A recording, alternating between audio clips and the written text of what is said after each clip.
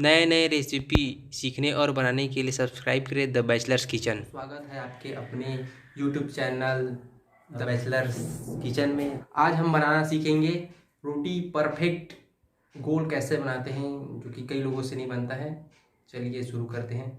रोटी कैसे बनाते हैं। गूथे हुए आटे का छोटा सा हिस्सा लेंगे, उसको अपने दोनों हाथों से अच्छे से गोल कर लेंगे ताकि हमारा जो रोटी है वो अच्छे से गोल बने।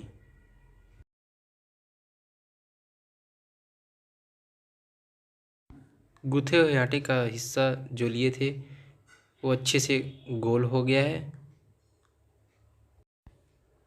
बेलते समय इसका हिस्सा बेलन में ना चिपके, इसके लिए हम उसमें आटा लगा लेते हैं और रोटी जो है गोल बनता है।